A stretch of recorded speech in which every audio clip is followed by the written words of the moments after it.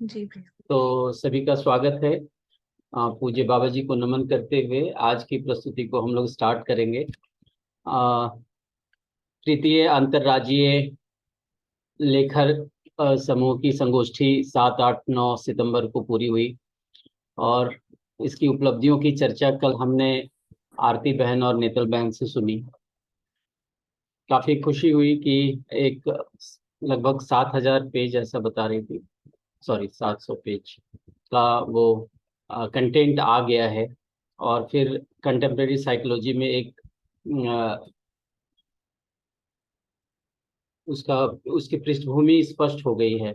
अब जो अगला मिलना होगा वो भारतीय विचारधारा का मनोविज्ञान में जो योगदान है उसको लेकर के होगा। ये भी उत्साहित करने वाला विषय है। इसकी तैयारी में हमने इससे इसके पहले कई सत्र शाम की 6 से 7 आयोजित किए, जिसमें हमने तत्कालीन मनोविज्ञान के विभिन्न पहलुओं पर और विभिन्न टॉपिक्स पर हमने प्रस्तुतियां देखी और उसका काफी लाभ हम सभी लेखकों को और भी जो लेखन कार्य से नहीं जुड़े हैं और सत्र से जुड़ करके उन्होंने प्राप्त किया। इसी क्रम में अब फिर से यह सिलसिला शुरू हुआ है और आज पहली प्रस्तुति आदरणीय सकीना दीदी जो कि नागपुर से हैं, वो हम सबके बीच में आई हैं। और वो बॉडी लैंग्वेज और फेशियल एक्सप्रेशन का मनोवैज्ञानिक आधार क्या है और उसके क्या लाभ हैं, उसके अंतर्गत ये ऑनलाइन प्रेजेंटेशन में कौन सी बारीकियों का ध्यान रखा जाए कि हमारी प्रस्तुति प्रभावी हो।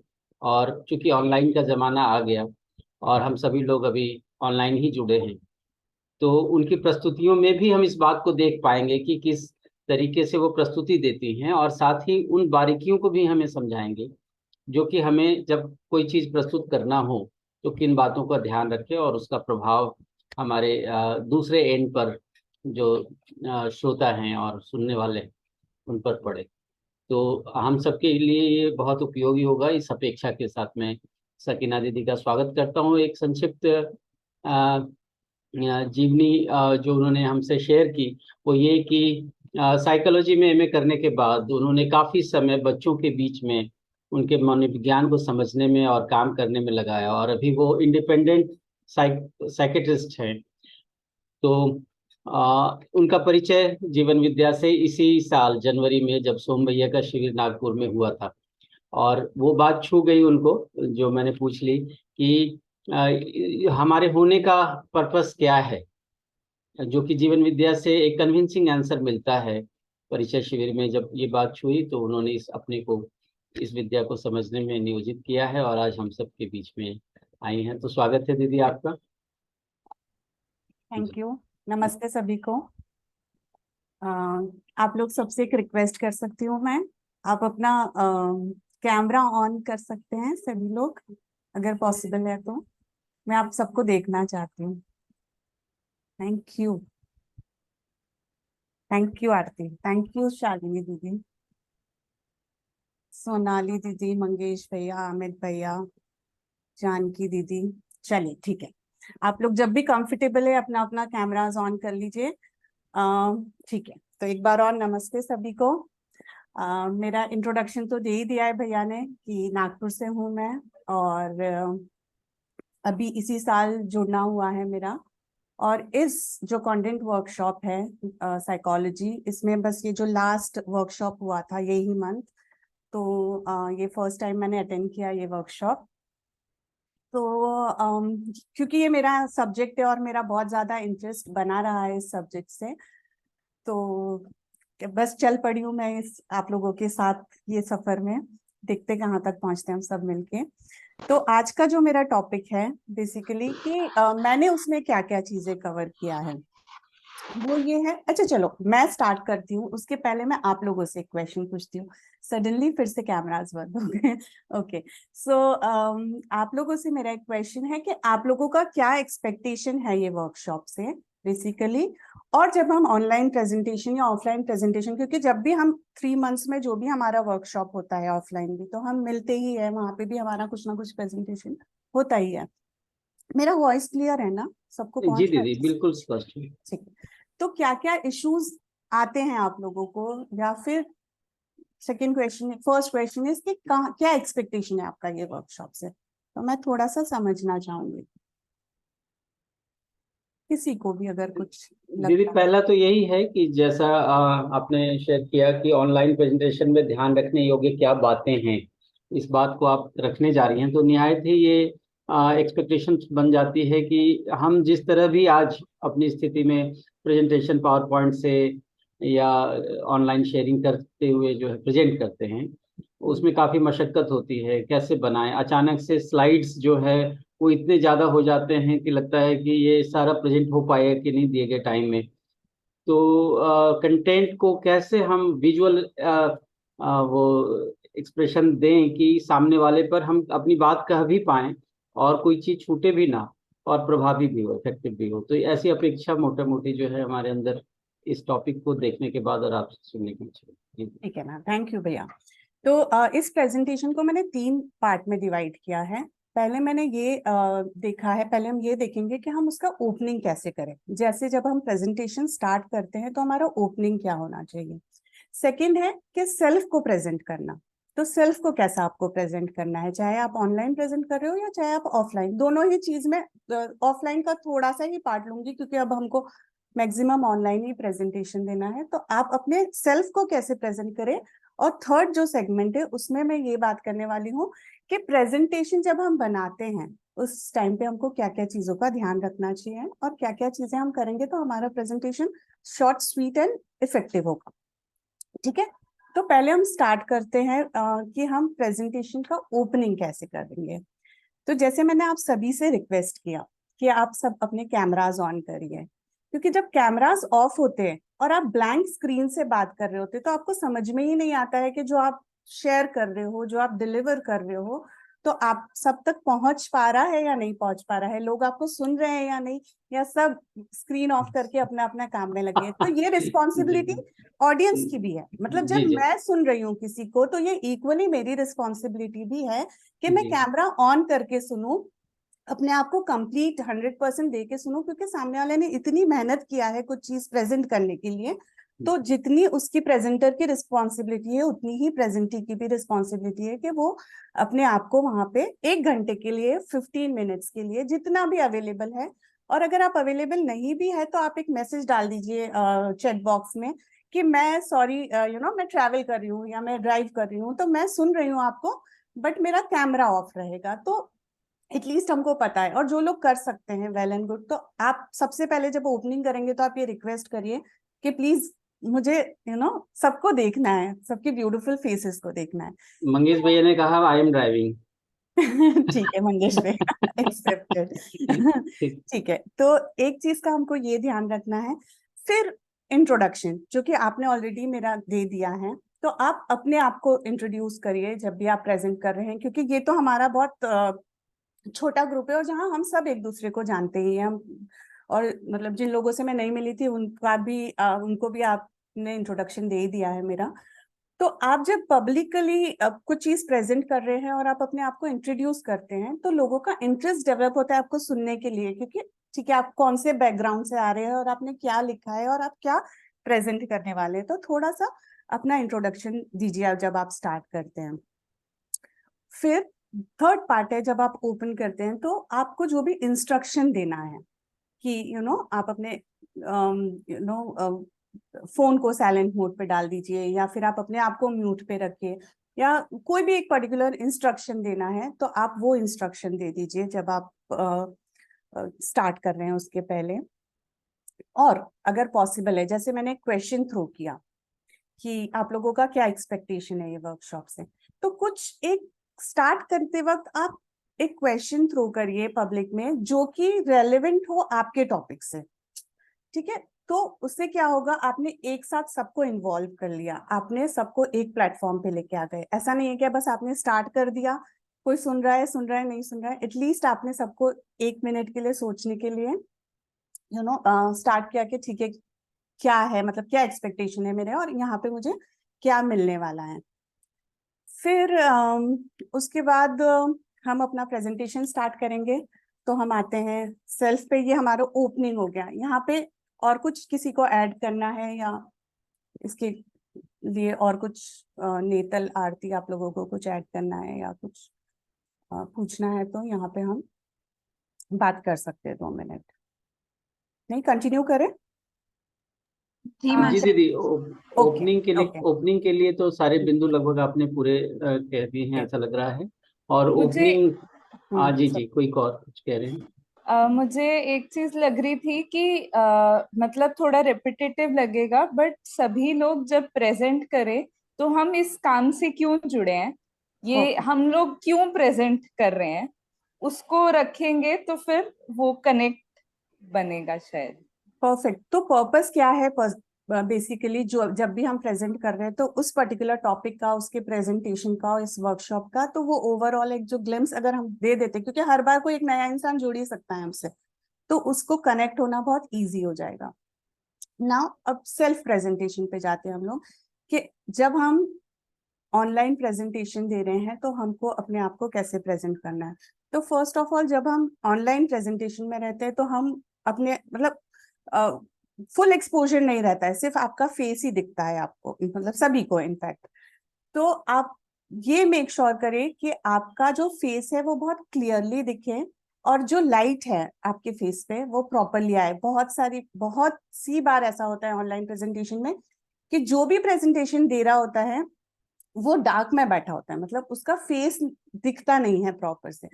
तो जब आप प्रेजेंटेशन दे रहे हो तो सिर्फ आपका फेस ही नजर आ रहा है, तो आप ये मेक श्योर करें कि लाइट जो आ रही है वो आपके सामने फेस पे फ्रंट से आए। राइट, लेफ्ट या बैक से आएगी तो आपके फेस पे हमेशा डार्कनेस दिखेगी या फिर वो क्लैरिटी नहीं आएगी फेस की। उसके बाद अगेन जब प्रेजेंट कर रहे हैं, कम्युनिकेट कर रहे हैं, तो सिर्फ आपका फेस ही दिख रहा है। तो जो भी आपके फेशियल एक्सप्रेशन है वो बहुत प्रिसाइज होने चाहिए। ऐसा नहीं है कि आप चीजों को, या ओवर एक्सप्रेसिव भी नहीं होना चाहिए। हम कभी कभी बहुत ज्यादा ओवर एक्सप्रेसिव हो जाते हैं चीजों को लेके, या फिर अंडर एक्सप्रेसिव भी नहीं होना चाहिए कि कोई इमोशन ही नहीं है आपके फेस पे, आप बस बोल रहे हैं या रीड कर रहे हैं या आप देख के ही बोल रहे हैं। तो जैसा जैसे आप बात कर रहे हैं वैसे आप अपने आप को प्रेजेंट करते जाइए। प्लस उसके साथ आपका अगर आपके कंटेंट पे आपका पकड़ है, अगर आपने जो भी रीड किया है या जो भी आप प्रेजेंट कर रहे हैं, अगर आप उसमें फॉलो हो गए हैं एक बार, तो वो ऑटोमेटिकली आपके फेशियल एक्सप्रेशन वो अप एंड डाउन ऑटोमेटिक होता है, उसमें फिर हमको बहुत ज्यादा मेहनत करने की जरूरत नहीं होती है। थर्डली, जब हम प्रेजेंटेशन दे रहे होते हैं तो जैसे आप ऑफलाइन में रेडी होके प्रॉपर अटायर में प्रॉपर ड्रेसअप होके जैसे आप प्रेजेंटेशन देते हैं, वैसे ही आप ऑनलाइन में जब आप प्रेजेंटेशन दे रहे हैं तो आप अपने अटायर का ध्यान रखें। ऐसा नहीं कि ठीक है हम जैसे भी, क्योंकि किसी को दिख तो नहीं रहा है कुछ भी, तो आप कैसे भी अपने आप को प्रेजेंट कर रहे हैं।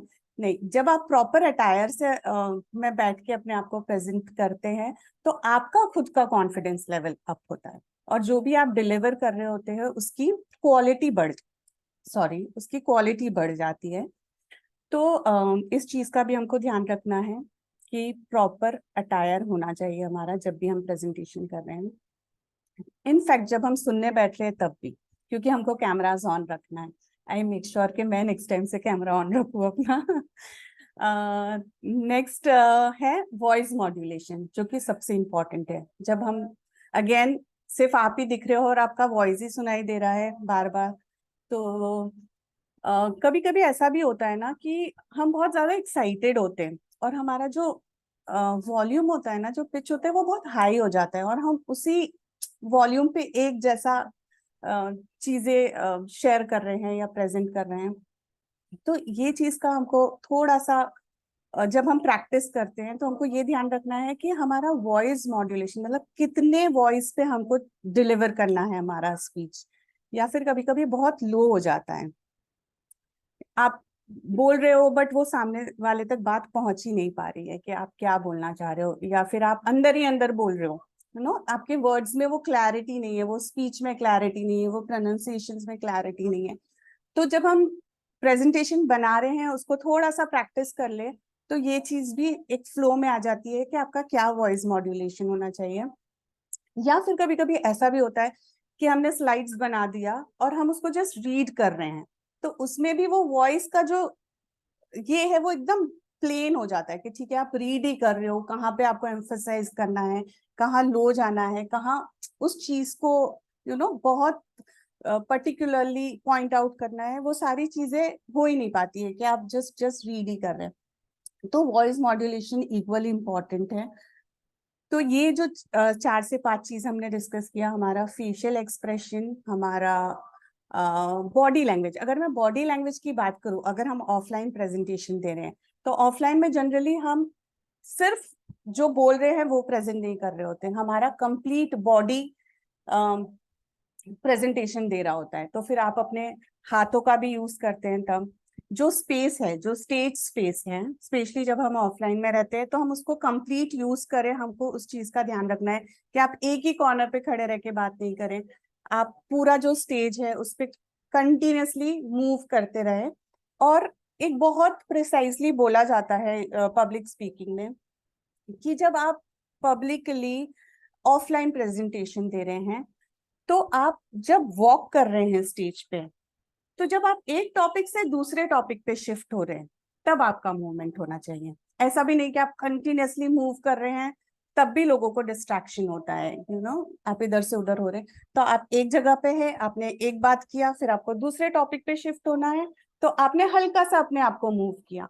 तो वो ऑफलाइन प्रेजेंटेशन में आपको फुल स्टेज का यूज करना है, प्लस बॉडी लैंग्वेज, आपका हैंड मूवमेंट्स। जब आप कोई चीज एक्सप्लेन कर रहे हो तो आप अपने हाथों का यूज करिए, कोई चीज ब्रॉड वे में बताना है तो आपके हैंड्स को यूज करिए। तो आप कंप्लीट वो बॉडी लैंग्वेज आप यूज कर सकते हैं। प्लस आई कांटेक्ट बहुत इम्पॉर्टेंट है जब आप ऑफलाइन प्रेजेंटेशन दे रहे हैं। ऑनलाइन में तो डेफिनेटली आपको आप दिख रहे हैं या 2-4 लोग जो है वही दिख रहे हैं। तो आप ऑफलाइन में जब है तो मेक श्योर कि आप जितने भी लोग बैठे हैं आप हर किसी के तरफ एक एक बार देखें, प्लस अपने आप को थोड़ा सा वहां पे ठहराव जिसको बोलते हैं ना जी, कि आप ऐसा लगना चाहिए कि आप उनसे ही बात कर रहे हो। तो वो पूरा पब्लिक को ऐसा फील आता है कि आप कनेक्ट कर पाते हो। वो आपके लिए है बेसिकली कि आप कनेक्ट कर पाते हो लोगों के साथ। तो ये 4-5 चीजें हैं जिसका हमको सेल्फ का ध्यान रखना है जब हम कोई चीज को प्रेजेंट कर रहे हैं। अब है कि जब हम प्रेजेंटेशन बनाते हैं तब हमको कौन सी चीजों का ध्यान रखना है। तो उसमें मैं आपको जो मैंने रिसेंटली एक प्रेजेंटेशन दिया था ऑनलाइन ही लास्ट 6 मंथ्स पहले, तो वो मैं आपके साथ शेयर करती हूँ और फिर मैं आपके साथ बताती हूँ कि कैसे मैंने प्रेजेंट किया था। ये मेरा जो भी एक्सपीरियंस है वो मैं आपके साथ शेयर करती हूँ। दिख रहा है आप लोगों को? स्क्रीन जी दिख रहा है जी? ठीक है। तो जब हम प्रेजेंटेशन स्टार्ट करते हैं और आपने अगर कोई स्लाइड्स बनाई हुई है तो पहले आप जो टॉपिक ले रहे हैं, सबसे पहले आप वो टॉपिक की एक स्लाइड बनाइए कि आप क्या टॉपिक लेने वाले हैं। और सबसे ज्यादा इशू साइकोलॉजी में ये आता है कि बता दूंगा। अरे मेरे को तो जो भी हम टॉपिक पे बात करते हैं तो बहुत सारे टॉपिक्स ऐसे हैं जिसके वर्ड्स का मीनिंग लेमैन को नहीं समझ में आता है कि इसका क्या वर्ड मीनिंग भी होता है। ऐसे बहुत सारे टॉपिक्स रहते हैं। तो आप जब स्टार्ट कर रहे हो तो आप फर्स्ट वो टॉपिक को डालिए और वो टॉपिक को थोड़ा सा एक्सप्लेन करिए। फॉर एन एग्जांपल मैंने प्रोक्रेस्टिनेशन पे दिया था, तो प्रोक्रेस्टिनेशन का मीनिंग क्या है और क्या होता है प्रोक्रेस्टिनेशन, वो हम 1 मिनट के लिए ये फर्स्ट स्लाइड में एक्सप्लेन करेंगे। उसके बाद सेकेंड स्लाइड जब हम बनाएंगे तो हम ये डिस्कस करेंगे, ये हम शेयर करेंगे कि आज हम डिस्कस क्या करने वाले हैं। तो सबको एक व्यू मिल जाता है कि आज हम क्या टॉपिक पे और वो उसके जो सब टॉपिक्स है तो क्या हम उस पे बात करने वाले हैं। फॉर एग्जांपल जैसे मैंने प्रोक्रेस्टिनेशन पे स्लाइड बनाया था, तो प्रोक्रेस्टिनेशन क्या है, वाई वी प्रोक्रेस्टिनेट, ये मैंने लिया था। फिर स्टाइल्स ऑफ प्रोक्रेस्टिनेशन बताया था, डीलिंग विथ ईच स्टाइल, जब आप प्रोक्रेस्टिनेट करते हो तो उसके साथ डील करने के लिए आप क्या क्या कर सकते हो, एंड फिर मोटिवेशन एंड प्रोक्रेस्टिनेशन। तो ये एक ओवरऑल व्यू आ जाता है। प्लस उसके साथ आप ये भी बता दीजिए आपका फ्लो क्या रहेगा, आपका ये एक फ्लो ही है। उसके बाद आपको कितना टाइम लगेगा ये प्रेजेंटेशन करने में, तो उससे क्लैरिटी आ जाती है सबको कि आप कितना समय लेने वाले हैं और ये टॉपिक को आप कितने टाइम में कवर करने वाले हैं। फिर जो भी आप टॉपिक पे बात कर रहे हैं उसका कंप्लीट नॉलेज होना या फिर उसका डीप स्टडी करना बहुत ज्यादा इम्पोर्टेंट है। क्योंकि जब हमारा उसका डीप स्टडी नहीं होता, फॉर एन एग्जांपल अगर मैंने ये टॉपिक लिया है और अगर मैंने सिर्फ ऊपर ऊपर से पढ़ के उसका प्रेजेंटेशन दे रही हूँ, तो वो क्लैरिटी नहीं रहेगी मेरे खुद की बात करने में, या फिर कोई रैंडम क्वेश्चन आ जाएगा तो वो मेरे को डील करने में थोड़ा सा डिफिकल्टी होगी। तो जितना हो सके उस, भले आप छोटा सा टॉपिक लो, ऐसा भी नहीं है कि आप बहुत वास्ट चीज कवर करो, आप एक छोटा टॉपिक लो बट उसका डीप स्टडी करके और फिर उसको प्रेजेंट करिए, तो फ्लो ऑटोमेटिकली बहुत स्मूथ हो जाता है उसमें। बहुत फास्ट हो रहा है क्या, मैं थोड़ा सा स्लो करूँ उसको? ठीक है दीदी। ठीक है, ठीक है। ठीक है, तो जब हम साइकोलॉजी सब्जेक्ट पे अगर हम कोई भी टॉपिक उठाएंगे, अगर हम कोई डिसऑर्डर की बात करते हैं, अगर हम कोई न्यूरोटिक प्रॉब्लम्स की बात करते हैं, या कोई साइकोटिक इश्यूज की बात करते हैं, तो जनरली उसमें 3 चीज कवर करते हैं। पहले तो उसके कॉज बताए जाते हैं कि क्यों होता है ये, फिर उसका ट्रीटमेंट बताया जाता है, और फिर उसका इफेक्ट बताया जाता है कि ये पर्टिकुलर ट्रीटमेंट के क्या क्या इफेक्ट्स हैं। तो जब भी हम कोई भी टॉपिक उठा रहे हैं, फॉर एन एग्जाम्पल अगर हम डिसऑर्डर्स पे बात कर रहे हैं, पर्सनालिटी डिसऑर्डर्स पे बात कर रहे हैं, या स्ट्रेस या डिप्रेशन पे बात कर रहे हैं, तो अगर हम उसके कॉज, ट्रीटमेंट और इफेक्ट पे बात करते हैं, तो वो क्लैरिटी सुनने वाले को बहुत अच्छे से आ जाती है कि ठीक है ये पर्टिकुलर प्रॉब्लम है, इसका ये ट्रीटमेंट है और इसका ये इफेक्ट है। तो एक व्यू आ जाता है उस टॉपिक का कि आप बोलना क्या चाह रहे हैं, क्योंकि उसमें बहुत डीपली दिया हुआ रहता है। तो हम अगर उस कंटेंट के थ्रू जाते हैं तो हम बहुत इनकम्प्लीट बात कर पाते हैं। तो ये जो मेरा एक्सपीरियंस है वो मैं आपके साथ शेयर कर रही हूँ। इसमें कोई मेरी बहुत एक्सपर्टी नहीं है, जितना भी मैंने सीखा है अभी कोविड के टाइम पे ऑनलाइन प्रेजेंटेशन में, कि जब हम प्रेजेंटेशन बनाने बैठते हैं, अभी नेतल और आरती को ये बहुत अच्छे से एक्सपीरियंस है कि कंटेंट बहुत सारा है, इतना कंटेंट हमको समझ में ही नहीं आता है कि हमको कितना डालना है, क्या चीज लेना है। तो एक, अगर हमारे पास एक फ्रेमवर्क है कि आपको सिर्फ ये चीज थोड़ा सा कवर करना है, जिसमें आपका पूरा कंप्लीट टॉपिक कवर हो जाता है, तो वो बहुत इजी हो जाता है आपको एक्सप्लेन करना और सामने वाले को अंडरस्टैंड करने में। नेक्स्ट चीज ये है कि जब हम ऑनलाइन प्रेजेंटेशन बनाते हैं तो बहुत ज्यादा, मतलब स्पेशली मैं इस चीज का ध्यान रखती हूँ, आप आगे की भी स्लाइड्स में आप लोगों के साथ शेयर करती हूँ, कि मैं उसमें बहुत ज्यादा राइटिंग नहीं है, मतलब बहुत ज्यादा उसमें मटेरियल नहीं डाला है मैंने, बहुत कीवर्ड्स। और आपने नीचे भी आप देखेंगे यहाँ पे कि मुझे क्या बात करना है, ये मैं नीचे आपको दिखाती हूँ, मैंने उसका छोटा सा ये डाल दिया है कि ठीक है, ये task that is in our interest, और ये 3 मेजर फैक्टर्स जो मुझे कवर करना है, तो उसके मैंने पॉइंटर्स डाल दिए हैं नीचे। और ये जो स्लाइड है वो सेल्फ एक्सप्लेनेटरी स्लाइड बनाई है। तो जब आप बहुत ज्यादा मटेरियल डाल देते तो या तो जो सुनने वाला है वो पढ़ने में बिजी हो जाता है, या फिर आप खुद उसको रीड करने में बिजी हो जाते हैं, क्योंकि वो बहुत सारा आपको लर्न नहीं रहता है कि आपको क्या बात करनी है। अगर आपके पास की पॉइंट्स हैं और आपके पास वो उसका पिक्टोरियल, या फिर आप एनिमेशन यूज कर सकते हैं, आप वीडियोस यूज कर सकते हैं, या इमेजेस यूज कर सकते हैं, जो भी उस टॉपिक से रिलेटेड, जो भी उससे रेलेवेंट, जो जितना भी उससे कन्वीनियंट है आप और उसके साथ साथ आप अपने खुद के नोट्स बनाइए। जैसे अभी मैं बात कर रही हूँ, ये मेरे हाथ में मेरे खुद के नोट्स है। तो आपको एक जिसमें आपने अपने पॉइंट्स हाईलाइट कर लिए कि मुझे ये टॉपिक पे बात करनी है, बट आपकी जो स्लाइड है वो बहुत लाइट होनी चाहिए, इंटरेस्टिंग होनी चाहिए, कैची होनी चाहिए, अट्रैक्टिव और सेल्फ एक्सप्लेनेटरी होनी चाहिए कि उस टॉपिक से रिलेटेड ढूंढ के आप कुछ निकालें जिससे वो आप जो बोल रहे हैं उससे वो बहुत अच्छे से हम रिलेट कर पाए।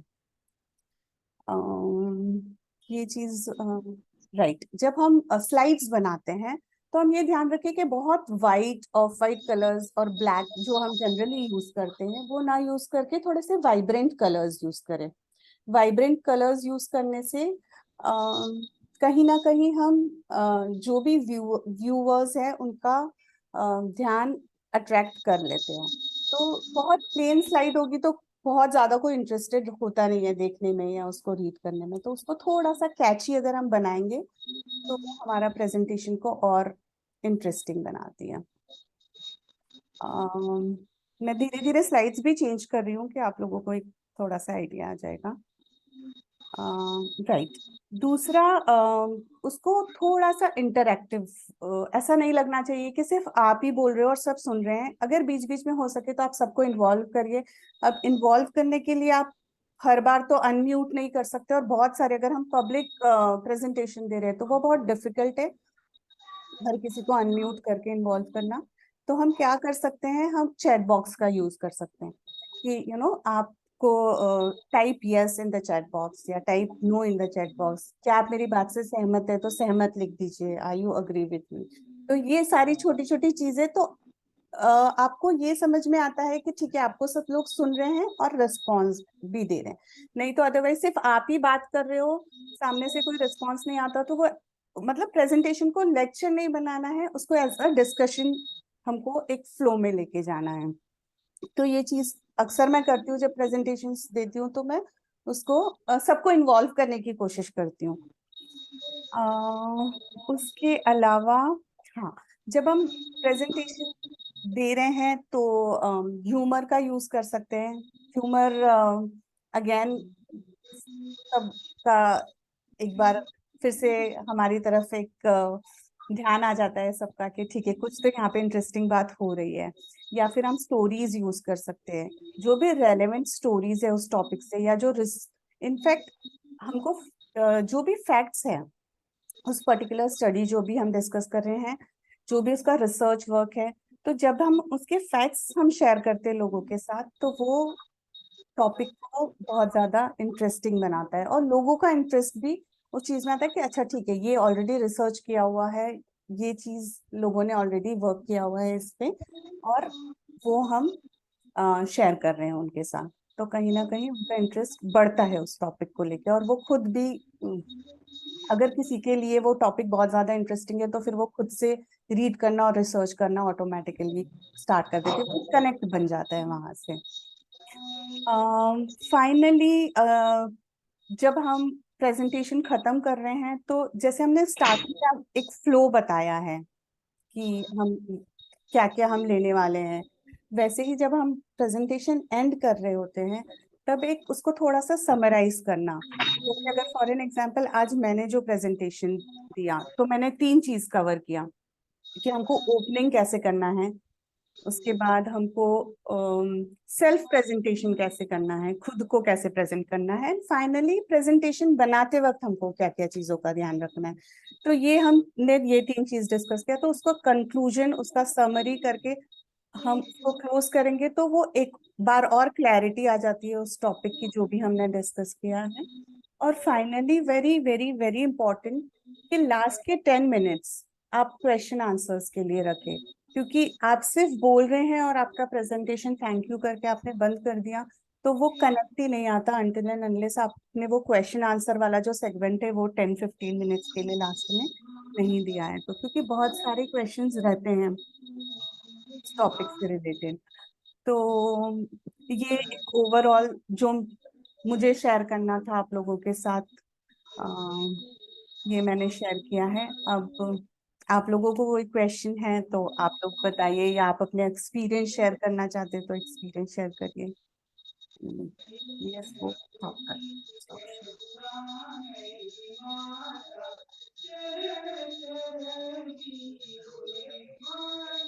दीदी ये लगता है बहुत जल्दी खत्म हो गया। ठीक है ना। तो आप लोग, वही मैं आप लोगों से पूछ रही हूँ, ये जी जी मेरा जो एक्सपीरियंस है प्रेजेंटेशन देने का, और जो जो जी चीजें मैं ध्यान रखती हूँ वो मैंने आप लोगों के साथ शेयर किया है। जी जी फिर अगर कहीं कुछ क्वेश्चन है या किसी और के पास कोई शेयरिंग है तो वो भी कभी भी कर ही सकते हैं हम। और आपको लग रहा है कि कोई चीज मैंने मिस किया है तो आप बताइए, हम वो भी कवर कर लेते हैं। तो इतना जो कि मुझे लग रहा था ये इम्पोर्टेंट चीजें हैं वो मैंने आप लोगों के साथ शेयर किया। जी। अभी हमने प्रीवियस जितने भी खासकर आरती दीदी और नेत्र दीदी ने जो भी प्रेजेंट किया है, तो वो कंटेंट राइटिंग से जुड़े हुए सारे प्रेजेंटेशन थे। जी हाँ। और उसमें टेक्स्ट बहुत ज़्यादा हमने देखा, टॉपिक्स देखे, सब टॉपिक्स देखे, उसके अंदर उसके डिस्क्रिप्शंस देखे, फिर इनके उनके इंटरप्रिटेशंस देखे।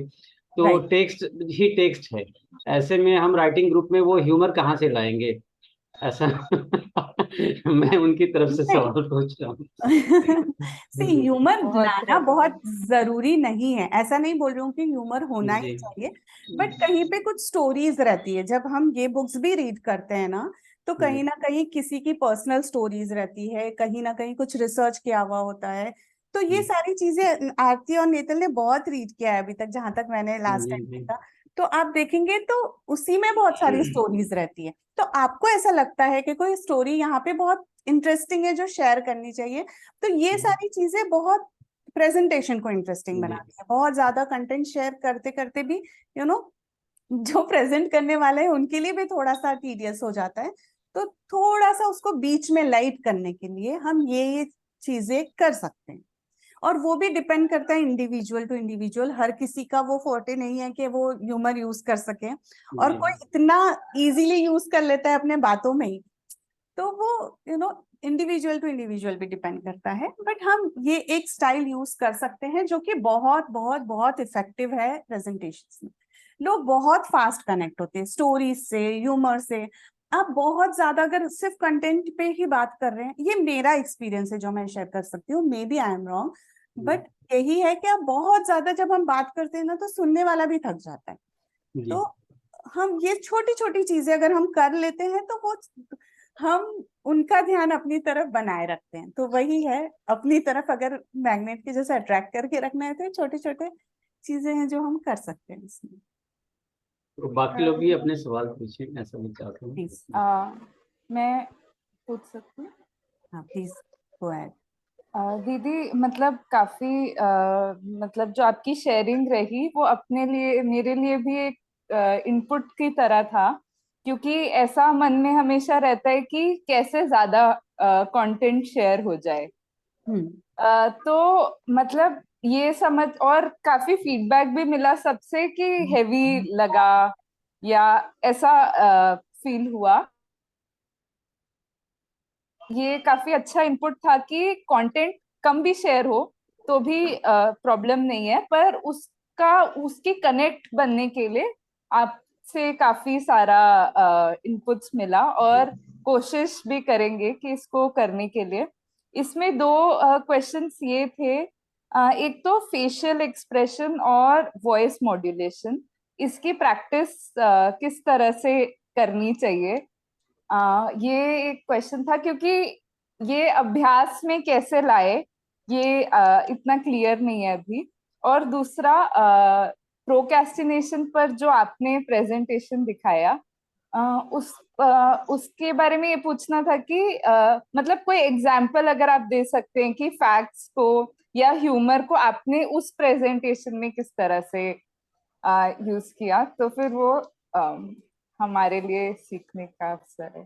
ठीक है। तो पहला आपका जो क्वेश्चन था कि आप वॉइस मॉड्यूलेशन और एक्सप्रेशन, ये दो चीज को कैसे आपको और थोड़ा सा उस पे एक्सप्लेनेशन चाहिए।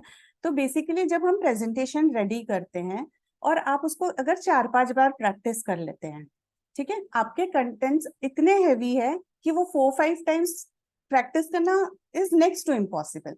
तो इसीलिए, और आप एक बात हमको और समझ में आती है आरती, इतना आपने रीडिंग किया है कि आप 100% तो सबके साथ शेयर कर ही नहीं सकते, और 100% कोई सुनना चाहता भी नहीं है। वो कंटेंट उतना ज्यादा है कि वो ओवरवेलमिंग हो जाता है सुनने वालों के लिए भी, है ना। तो आप उतना ही पार्ट लो जितना आप बहुत अच्छे से एक्सप्लेन कर पाते हो और जिसका आपको थोड़ा नॉलेज है, और जो चीज आपको बहुत अट्रैक्टिव लगी है या बहुत ज्यादा आपको उस चीज से ऐसा लग रहा है ना कि यार ये मेरे लिए है ना, कि ना ये मैं बहुत अच्छे से कनेक्ट कर पा रही हूँ, चाहे वो डिप्रेशन हो गया, एंजाइटी हो गया, कोई पर्सनालिटी डिसऑर्डर आपने उठा लिया, कोई इंटरपर्सनल रिलेशनशिप पे आपने बात कर लिया, थेरेपीज हो गई, थियरीज हो गई, बहुत सारी चीजें। और आप जो भी पढ़ोगे साइकोलॉजी का सबसे बेस्ट पार्ट है, लास्ट टाइम मैं जब वर्कशॉप में आई थी, मैं नेतल से भी बात कर रही थी, तो मैंने उसको यही बोला, आप जो भी उठा के पढ़ लो आपको लगेगा ये मेरे ही बारे में बात कर रहे हैं। जितने डिसऑर्डर्स है आपको अपने में दिखने लग जाते हैं, तो यू नो जिससे आप कनेक्ट हो जाते हो, आप वो टॉपिक उठाओ, उसको जितना आपका कंटेंट पे पकड़ है, जितना आपको उसकी क्लैरिटी आ गई है उसकी, मैंने आपको बोला ना, आप कहीं पे भी उठा के देख लो उसका कॉज, ट्रीटमेंट और इफेक्ट हर जगह दिखेगा आपको। बहुत ऐसे मोटा मोटा रहेगा, वो पूरी बुक में यही रहेगा, पहला कॉज, ट्रीटमेंट और इफेक्ट, यही होने वाला। तो आप उसका जिस्ट ले लो, और आपको क्या समझ में आ रहा है, आपको क्या रेलेवेंट लग रहा है आपकी लाइफ से, या आपको क्या लग रहा है कि आप दूसरों के साथ कैसे आप उसको करेंगे। जब आप उस कंटेंट पे काम करोगे तो ऑटोमेटिकली, जैसे जिस चीज का नॉलेज मेरे पास अंदर तक है, तो जब मैं उसको एक्सप्लेन करूंगी तो मेरे एक्सप्रेशन नेचुरल रहेंगे। मुझे किस चीज पे एम्फेसाइज करना है, कहाँ पे लो जाना है, किस चीज को बहुत ज्यादा ऐसे बताना है कि नहीं ये तो आपको सुनना ही है, ये तो बहुत ही इंटरेस्टिंग है, ये मुझे बहुत मजा आ गया ये पढ़ के। तो ये जब सारी चीजें आप उसके अंदर डालोगे ना, तो ऑटोमेटिकली वो एक्सप्रेशंस आते ही हैं। तो वो कंटेंट की पकड़ होना उसमें बहुत ज्यादा जरूरी है। कम लीजिए। और दीदी, रंजू दीदी का माइक म्यूट कर दिया जाए उधर से। हालांकि मधुर संगीत आ रहा है, लेकिन आपकी बात फिर से दिक्कत है। तो एक जो आपने बोला कि ह्यूमर ऐड करने की बात, तो मैंने ये प्रोक्रेस्टिनेशन का वापस से आप लोगों के साथ शेयर कर रही हूँ। अभी तो मुझे याद नहीं है, बट मैंने है ना जैसे ये स्टाइल ऑफ प्रोक्रेस्टिनेशन, हाँ ये लास्ट वाले स्लाइड में मैंने हल्का छोटा सा ह्यूमर ऐड किया था। और ऐसा कोई बहुत हार्ड एंड फास्ट नहीं है कि आपको हर बार ह्यूमर ऐड ही करना है, जहाँ रेलेवेंट लगता है। तो मोटिवेशन एंड प्रोक्रेस्टिनेशन तो कैसे इंटर रिलेटेड है ये चीज। तो इसमें मैंने एक चीज ये ऐड किया था, जैसे ऐसे ही ये है ना एकदम पर्सनल एक्सपीरियंस पे मैंने ये एग्जांपल डाल दिया है। तो ऐसे मैंने कोई बहुत कहीं से मिला नहीं है, कोई किताब में नहीं है ये एक्सपीरियंस ऐसे। तो कैसे मोटिवेशन और प्रोक्रेस्टिनेशन का रिलेशन है, क्योंकि हम हमेशा वेट करते रहते हैं कि हम मोटिवेट होंगे तो कोई काम करेंगे, और हम चीजों को प्रोक्रेस्टिनेट करते रहते हैं। तो ये मैंने बिरयानी का एग्जांपल डाला था कि अगर आपको अगर बिरयानी खाना है और आप सोच रहे हो कि ना यार अभी मुझे उठ के किचन में जाना पड़ेगा और इतना प्रोसेस करना पड़ेगा लंबा, और आप प्रोक्रेस्टिनेट कर रहे हो, आप बेसिकली उस चीज को बोले ठीक है अब कल बना लूंगी, अब सुबह बना लूंगी, शाम को बना लूंगी, आप उसको प्रोक्रेस्टिनेट कर।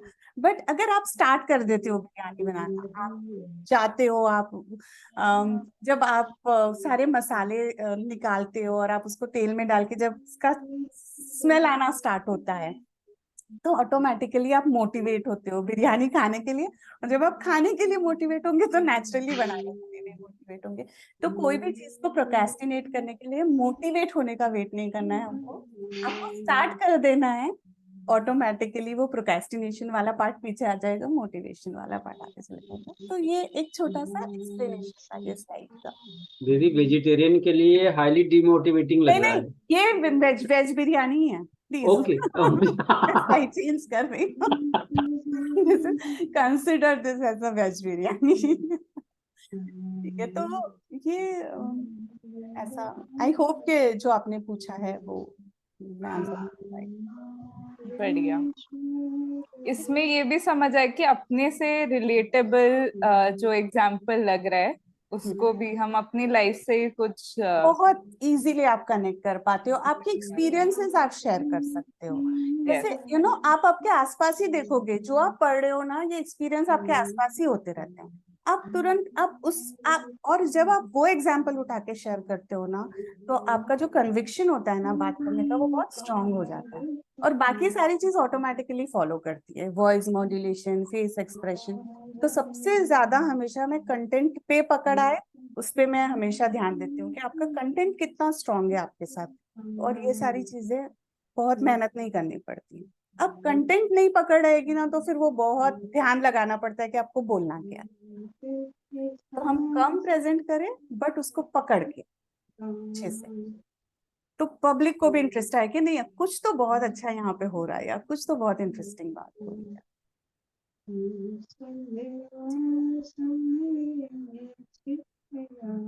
और किसी को कुछ, नरेश भैया आप कुछ इनपुट दीजिए। मैं थोड़ा सा शेयर करना चाहता था, अगर जी जी इजाजत हो तो। जी जी, समय है भैया। और मैं कहना भी चाहता था कि नरेश भैया के प्रेजेंटेशन में हमने कहानियां सुनी और हम चिपक जाते थे। उनका फेशियल एक्सप्रेशन ज्यादा नहीं बदलता था, लेकिन कहानी इतनी इंटरेस्टिंग होती थी कि, तो भैया आप एक और कहानी सुना देता हूँ, जी भैया। प्रेजेंटेशन से ही रिलेटेड है, बट हाँ, जो सकीना बहन ने कुछ बातें बताई, हम लोग भी ट्रेनिंग में थे तो कुछ चीज़ें हैं जिन पे काफ़ी ध्यान रखते थे। जो एक तो ये है कि जो एक्सपेक्टेशंस को प्रेजेंटेशन के शुरू में सेट करना, ये काफ़ी इम्पोर्टेंट भाग है। ये जो बैठे हुए लोग हैं या जो प्रेजेंटेशन में इन्वॉल्व हैं, उन लोग को लगे कि ये हमारे बारे में कुछ हमसे रिलेटेड चीज़ है ना। तो जो वाई आर वी हेयर, हम ट्रेनिंग शुरू करते थे तो पहला क्वेश्चन यही करते थे, "भाई, आप लोग यहाँ आए क्यों हो? है ना, क्यों बैठे हैं हम यहाँ पे, क्या कर क्या रहे हैं?" तो एक तो जैसे आरती बहन ने बात करी कि शुरू में अपने विजन और मिशन को अगर हम दोबारा बार बार हर प्रेजेंटेशन में करें तो अलाइनमेंट भी होता है और सबको समझ में आता है कि हम किस लिए ये सारा कार्यक्रम कर रहे हैं। तो ये एक ज़रूरी भाग है अपने विजन और मिशन से अलाइन होने का। तो पहला ये भाग जो सकीना बहन ने भी किया कि हाँ, वाई आर वी हेयर, क्यों हम जुड़े, क्यों हैं, क्या पर्पस क्या है इसका सारे का। और दूसरा एक भाग है कि what is in it for me, है ना, कि end of the day her participant को कुछ समझ में ये आए या कुछ ये लेके जाए घर पे, है ना, कुछ उसका टेक अवे रहे। तो मुझे क्या मिलने वाला है उसको सेट करना, ये दोनों को अलाइन करना काफी जरूरी है कि हम यहाँ क्यों आए हैं, आपकी क्या एक्सपेक्टेशन है और एक्चुअली आपकी एक्सपेक्टेशन के अगेंस्ट में मिलने क्या वाला है। ये तीन चीजें बहुत स्ट्रेट अवे सेटअप करनी बहुत जरूरी है। अदरवाइज क्या होता है कि हम कुछ डिलीवरी करने जा रहे होते हैं, उनकी एक्सपेक्टेशन कुछ और होती है और पर्पस कुछ और होता है, तीनों डिफीट हो जाते हैं। तो तीनों को अलाइन करना काफी जरूरी है, ये एक भाग है। दूसरा, मैंने वर्कशॉप में भी एक फॉर्मूला मैंने जो पकड़ के रखा, मस्ट, शुड और कुड, क्योंकि प्रेजेंटेशन में जैसे सकीना बहन ने आज बात करी तो काफी जल्दी खत्म हो गया, संदीप भाई कह रहे थे, है ना। तो हमारे पास हमेशा, लेकिन अभी उनके पास स्कोप है ना, क्वेश्चन आंसर है, आप पूछोगे उनके पास जवाब है। तो हमारे पास हमेशा क्या डिलीवर करना है जो मस्ट है ना, और क्या ऐसा है जिसको किया जा सकता है और क्या ऐसा है जो कि एक्सपेंड किया जा सकता है। ये पूरा स्कोप रहना चाहिए कंटेंट में। तो कंटेंट से इतना थ्रू हो जाए कि जो डिलीवरी है, हमें अगर मान लो हम आधे घंटे की तैयारी करके आए हैं और मिले 15 मिनट, तब भी हम 15 मिनट में जो मस्ट है वो दे पाए। और पता चला कि आधे घंटे का तैयारी है और 1 घंटा हो गया, तो जो it could have been expanded, तो वो एक्सपेंशन के लिए भी हमारी तैयारी होनी चाहिए। तो प्रेजेंटेशन एक ऐसी चीज है जिसमें बहुत अगर मास्टरी हो तो बहुत पावरफुल चीज है। एक छोटा सा किस्सा है, मेरा एक मित्र है, वो IIM अहमदाबाद से पढ़ के और मारुति में लगे 1990 में। तो उनको लॉजिस्टिक्स डिपार्टमेंट दिया गया।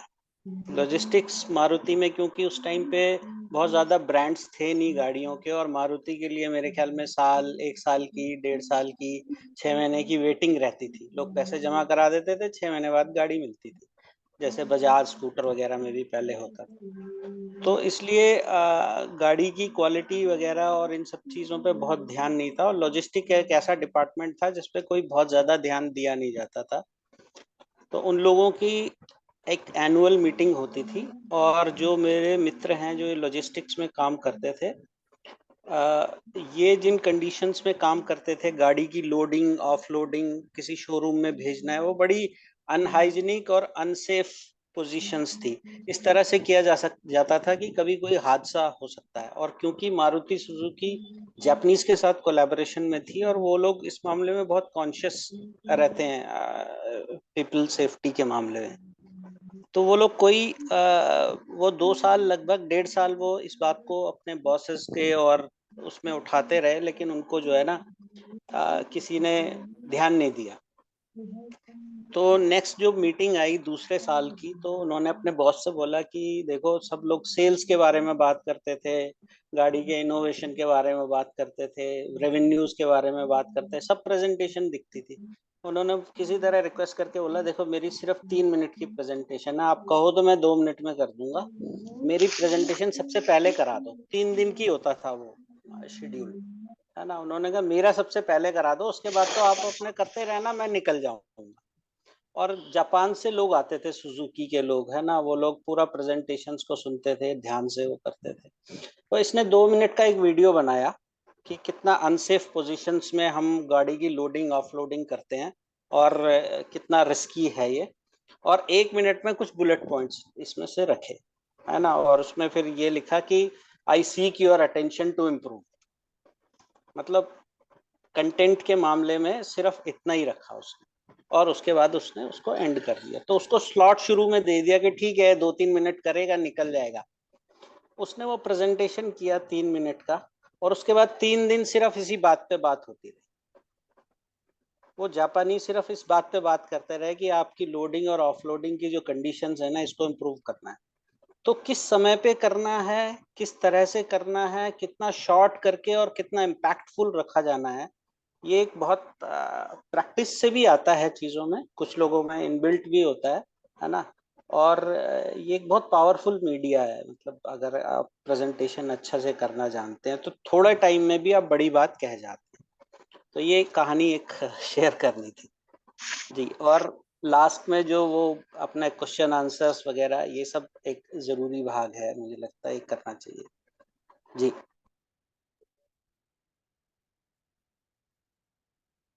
तो ये काफी इम्पोर्टेंट और इंटरेस्टिंग कहानी आपने बताई, है ना, कि 3 मिनट में भी प्रेजेंटेशन दिया जा सकता है। और भी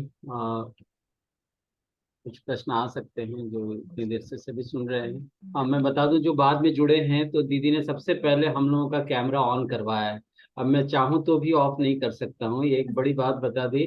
और आज का जो प्रेजेंटेशन हुआ वो अब तक के सारे प्रेजेंटेशन से इसी मायने में अलग है कि हमें लग रहा है कि हम प्रेजेंटेशन नहीं देख रहे या सुन रहे, हम अपने बीच बैठे हैं।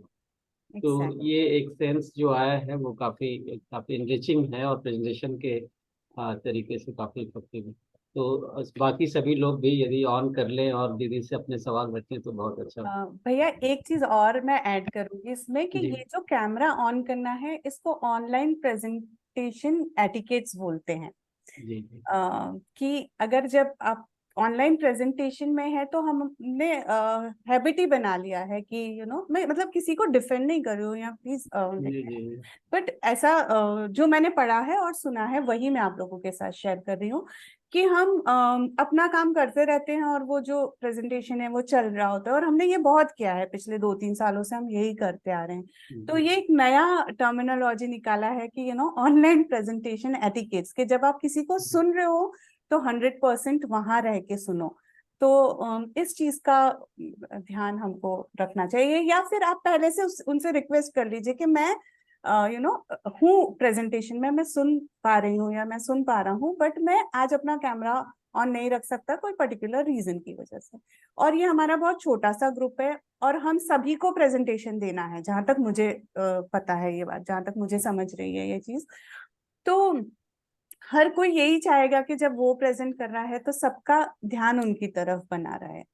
तो ये एक म्यूचुअल अंडरस्टैंडिंग भी हो सकती है, ऐसा नहीं दीदी, ये बहुत ही अच्छा लग रहा। सकता है। और थैंक यू नरेश भैया, आपने जो स्टोरी शेयर किया, तो हम लोग सब इतना इंटरेस्टिंगली चीजें सुन रहे थे कि ठीक है अब नेक्स्ट क्या आने वाला है। तो यही ब्यूटी है ये स्टोरीज की, कि जब आप स्टोरी शेयर करते हो, रियल लाइफ इंसिडेंट शेयर करते हो या उसमें ह्यूमर डालते हो, तो सब लोगों का ध्यान आपकी तरफ आ जाता है, फिर वो और कहीं जाए वो पॉसिबल थोड़ा सा कम रहता है। जी, और एक चीज़ जो आपने ये वीडियो ऑन करने वाली बात कही, तो मुझे लगता है कि ऑफलाइन में तो फिर भी आप फिजिकली होते हैं, तो गाइडलाइंस को आप लिख भी सकते हैं, बता भी सकते हैं, बट ऑनलाइन में जो स्ट्रेट अवे प्रोटोकॉल्स कुछ सेट करने होते हैं वो काफ़ी ज़रूरी होते हैं। जैसे कोई बात करे तो पहले हैंड रेज करें, है ना, बार बार माइक ऑन ऑफ ना हो, वीडियो ऑन रहे या नहीं है तो चैट बॉक्स में डालें, या ज़्यादा लोग हैं तो क्वेश्चंस चैट में ही आने चाहिए, वॉइस में नहीं आने। तो कुछ सेट प्रोटोकॉल्स हैं, मुझे लगता है ऑनलाइन में ये ज़रूरी होते होंगे। मैं तो बहुत ज़्यादा करता नहीं हूँ ऑनलाइन प्रेजेंटेशंस, ना मुझे अभ्यास है ना। और ये स्लाइड्स बनाने का और ऐसे प्रेजेंटेशन करने का तो मुझे कतई अभ्यास नहीं है। मैं तो बिल्कुल सीधा सीधा ऐसे बात करने का ही अभ्यास है।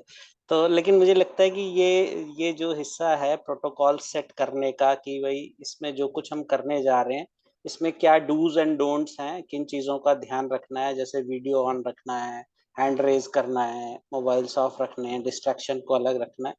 ये एक प्रोटोकॉल मुझे लगता है कि कम्युनिकेट होना शुरू में ज़रूरी है।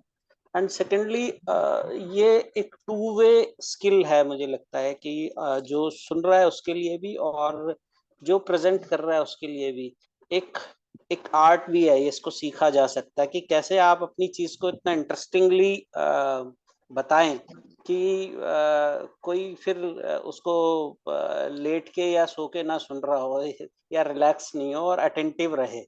तो ये भी एक आर्ट है, इसको धीरे धीरे करते करते ये आ जाती है। मुझे लगता है कि इसमें जैसा ह्यूमर एक पार्ट है, स्टोरी एक पार्ट है, कॉन्सेप्ट बिल्डिंग एक पार्ट है, कोई एक्सरसाइज करा दी ये एक पार्ट है। तो इस तरह के डिफरेंट एलिमेंट्स होते हैं, कभी करेंगे उस पर बात, है ना। तो वो करने से काफी मतलब इंटरेस्टिंग ये हो जाता है। जी, हाँ बस इतना ही ऐड करना था मुझे। जी, और आखिर के 4 मिनट बचे हैं, 6 से 7 का समय स्लॉट देखा जाए तो।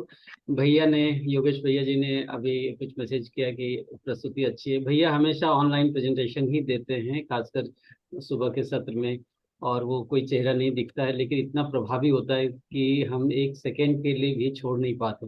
तो योगेश भैया जी अपना इनपुट यदि देंगे इस प्रेजेंटेशन को लेकर तो हमें काफ़ी अच्छा अरे वाह, अरे अरे वाह, ये आपके रहेगा। जी कमेंट्स। भैया। ये तो पहली बार सुन रहा हूँ ऐसे। जी।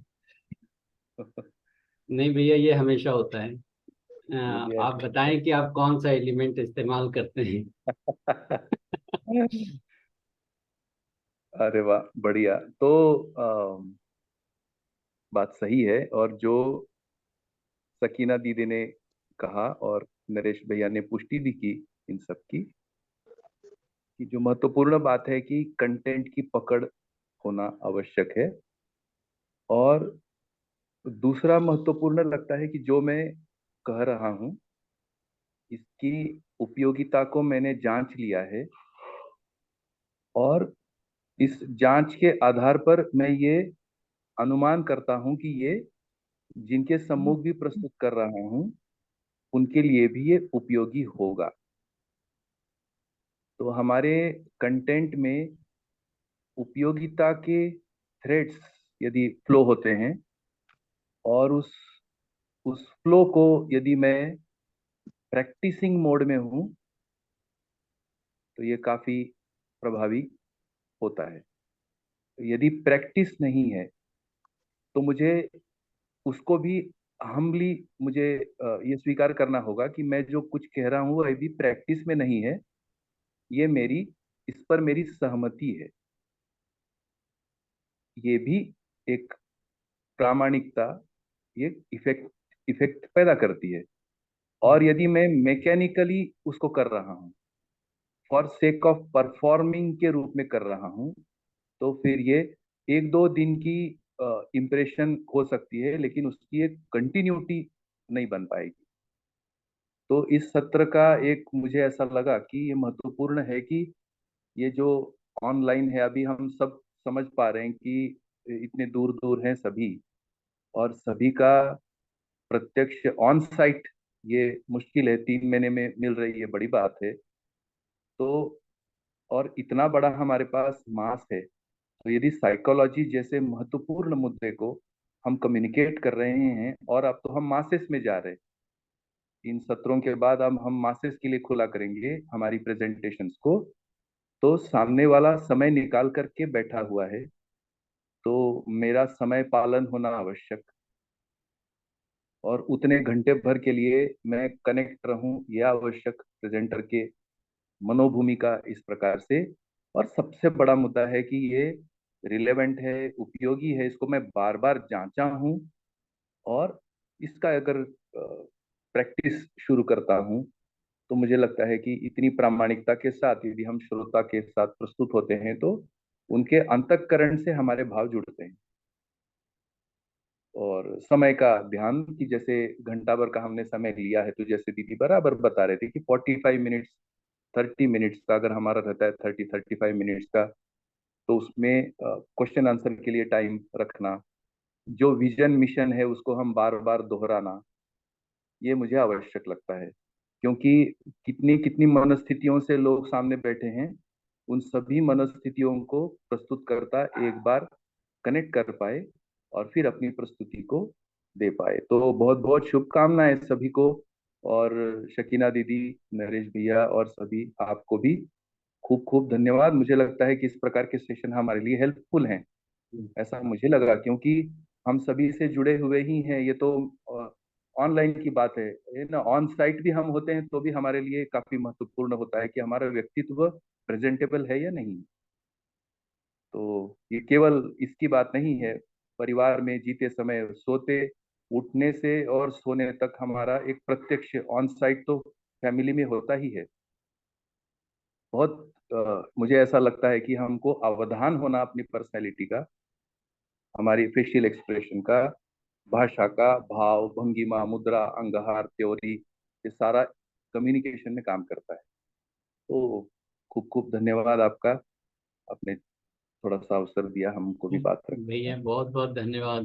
वो धन्यवाद। अंतःकरण से अंतःकरण जुड़ने वाली बात है भैया, वही आपकी बस सबसे मजबूत पकड़ है, हम तो सीधे कनेक्ट हो जाते हैं। और वो उपयोगिता वाली बात थी, उसको जांच करके हम रखें, ये दोनों बार बार सोचने लायक मुद्दा है भैया। आपका इनपुट हमेशा ही वैल्यूबल है। तो हैंड रेज किया है आरती दीदी ने, आप भी कुछ रखना चाहते हैं? मुझे अंतःकरण का मतलब नहीं समझ आया। Heart to heart. अच्छा, ओके। शायद मैं ठीक हूँ नरेश भैया। मैं आरती दीदी के प्रश्न की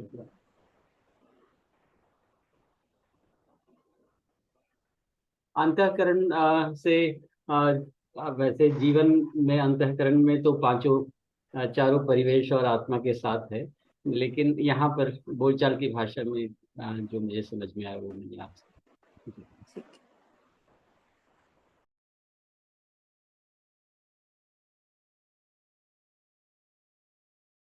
ठीक है। ठीक है भैया, बढ़िया।